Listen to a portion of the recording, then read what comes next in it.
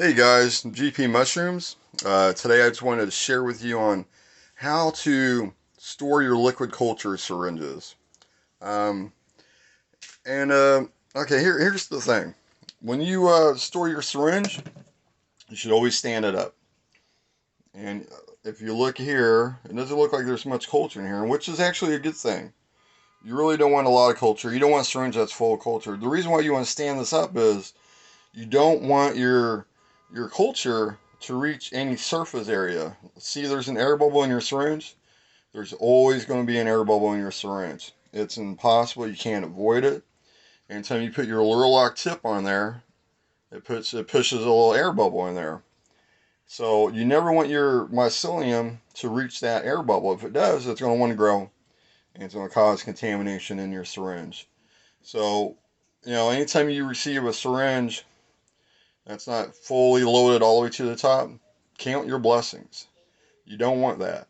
You want a syringe with some mycelium in there, but if it's all the way to the top and it reaches that surface area, it's going to want to grow and it's going to contaminate it out.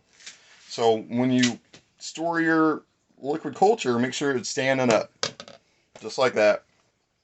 Sometimes there's going to be some culture in your syringe that's kind of floating around, but this is going to lessen the chance for contamination.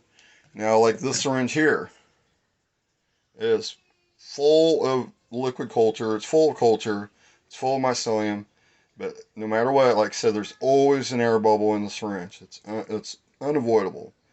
So as you can see, that culture, yeah, it looks like a fantastic syringe, but it's hitting that air bubble. It's reaching that that surface area where it's, it's got air and it's going to grow. So needless to say, this syringe will most likely be contaminated. It's a fairly new one. I just wanted to do it for the video. I'm just now getting around to it. But then, of course, like I said, stand your liquid culture up, your liquid culture syringes up, and of course, just put it in your refrigerator. Use it at a later time. And of course, before you use your syringe to inoculate your jars, shake it, then go ahead and inoculate your jars. But that's the best way I know to store liquid culture. Uh, when you order culture from other people, uh, don't be too impressed if it's it's completely full. That should definitely make you nervous.